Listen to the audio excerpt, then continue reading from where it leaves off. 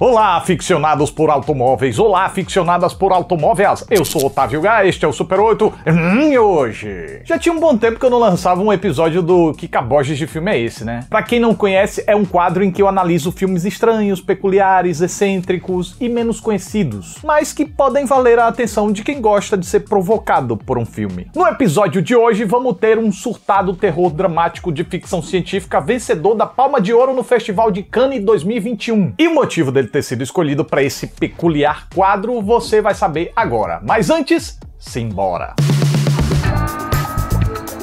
O gênero musical favorito da Titânia é heavy metal? E o jogo favorito é Metal Gear Solid? Transformers pra ela é filme erótico? Tudo isso e muito mais, agora! Na infância, ela sofreu um acidente e teve que implantar uma placa de titânio no coco. Quando adulta, ela faz danças eróticas com carros e até umas servergonhices a mais que conduzem o seu destino para rumos inesperados, envolvendo mortes, um pai com um filho desaparecido e uma certa condição física estranha. Só avisando que esse vídeo tá dividido em duas partes. Na primeira, análise sem spoilers. Na segunda, eu vou devagar com a minha interpretação sobre as maluquices do filme.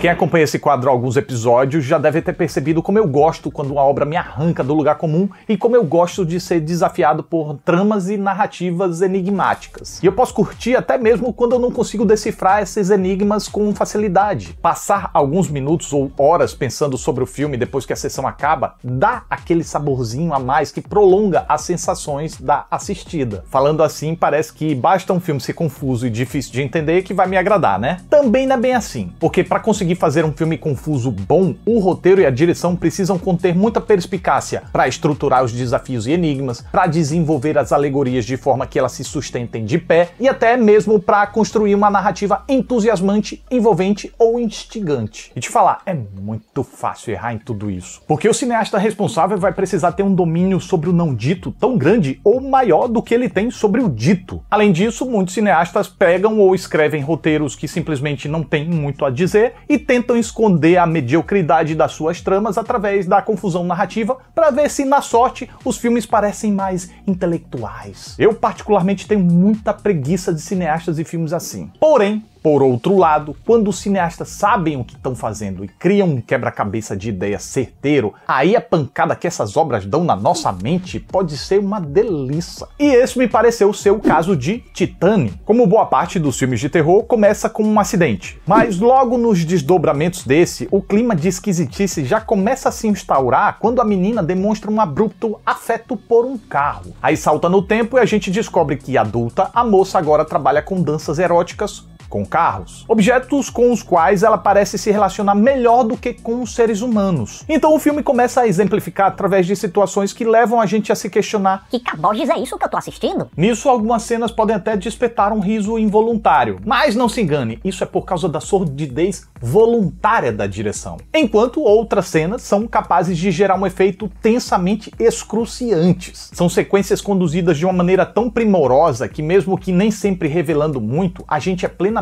capaz de construir as imagens na mente. A agonia e a dor que os personagens sentem são tão palpáveis que não estranhe se você ficar se contorcendo na cadeira. Pois é, com Raw eu já tinha visto como a diretora Julia Ducournau é talentosa na hora de atazanar o público, e aqui eu só pude confirmar essa informação. Ela segue provocando o espectador com aquele sadismo do bem, sabe como é? Preparando muito bem a violência com os elementos que a gente precisaria para nossa mente começar a viajar ao tentar antecipar, e em seguida domando a execução com maestria. Quando usa a grafia, o efeito é chocante, mas ela consegue provocar um efeito ainda mais agoniante quando trabalha com a sugestão. E aqui como é que ela consegue isso? Através do elenco, muito dedicado fisicamente ao transmitir um realismo invejável, até porque muitas das cenas são desafiantes ao contarem com planos bem longos que não permitiriam o uso de dublês, e através do caprichado trabalho de som de engasgos, perfurações, pancadas, arranhões, cortes. Mas tudo isso corresponde apenas a uma fração de Titane. Ainda tem muito mais coisa para sacudir as nossas estribeiras aqui. A trama mesmo se estabelece através da incógnita incógnita sobre o que seria o filme, e quando a gente acha que tá entendendo, tudo ganha uma total nova guinada. E aí a pergunta do momento é: pra onde tudo isso tá indo? Seja pra onde for, ainda que continue não abrindo mão das viajadas, o roteiro de Ducournau tem o cuidado de sedimentar muito bem os seus passos. Por exemplo, se a gente começa a se fazer perguntas que poderiam quebrar a lógica interna do projeto... Por que fulano não desconfia disso? Por que Cicrano aceitou aquilo? Por que Beltrano não fez aquilo lá? A cineasta tem uma noção tão grande sobre o que está construindo que parece ser capaz de ouvir os nossos pensamentos e ou antecipa a resposta antes que a gente faça a essas perguntas,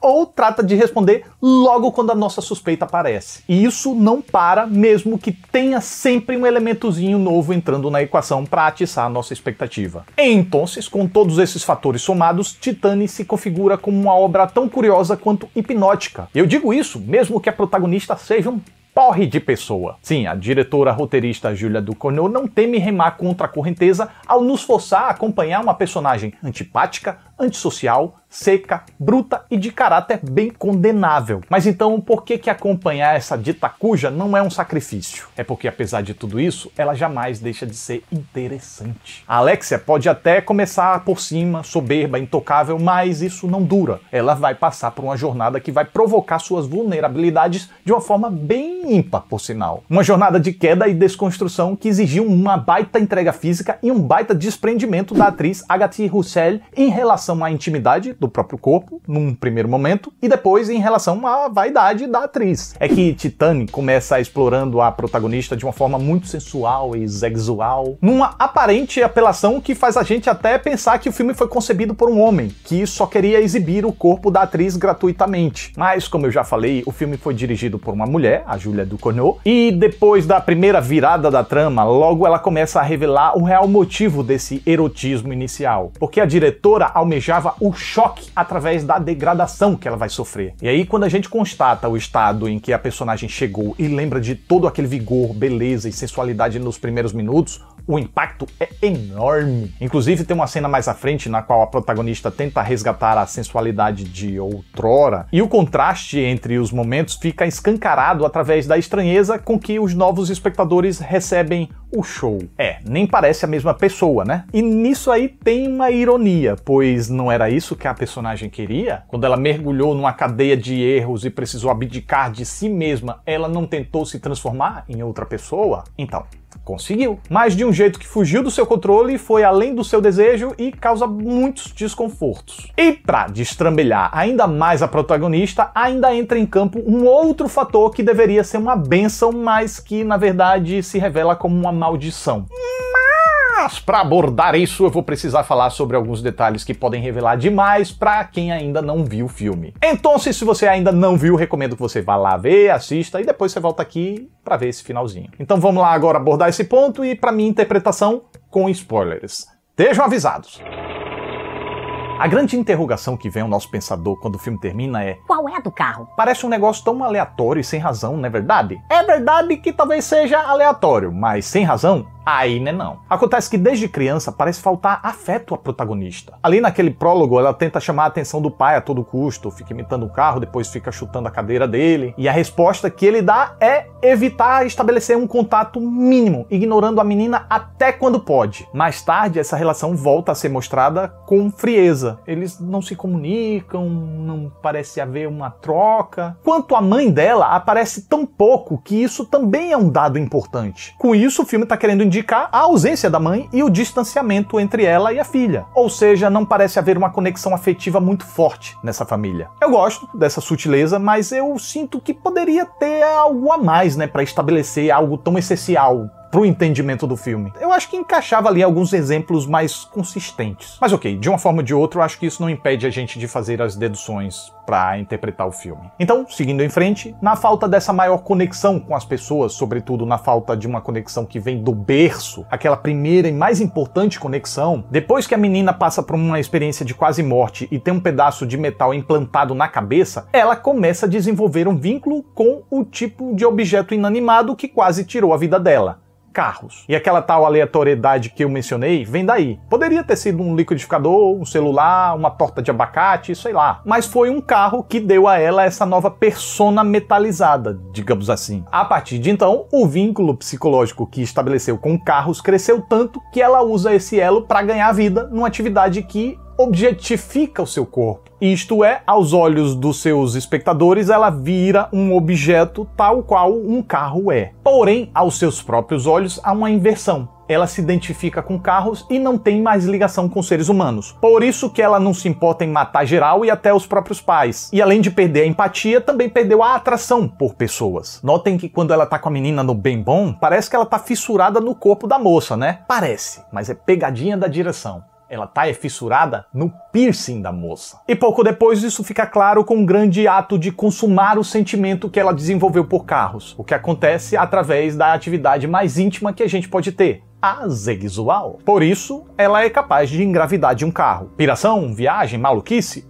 Totalmente, mas não maior do que a existência de dragões, por exemplo. A diferença é que dragões já se tornaram um senso comum no imaginário popular. Mas beleza, então continuando, quando ela foge e acaba sendo recebida pelo tiozinho como se o filho dele fosse, pela primeira vez na vida, ela começa a receber afeto parental. E lembra que eu falei que a atenção da cineasta aos detalhes no roteiro é enorme? Então, o que é que esse cara faz da vida? Ele é bombeiro. Bombeiro apaga fogo. E como ela matou os pais? Tacando fogo. Então o bombeiro entra na vida dela para apagar o incêndio simbólico que representa o caos, que é a vida dela. Devolvendo ainda a paternidade e o afeto que ela precisava para ter sua humanidade recuperada. Mas, como ela não conhece esse sentimento de afeto, de amor, de carinho, a jornada de reumanização não é fácil assim. A princípio ela rejeita, estranha, não entende muito bem o que é que está acontecendo e até confunde com interesse sexual, já que até então qualquer tipo de afeto que ela tenha recebido foi por parte de pessoas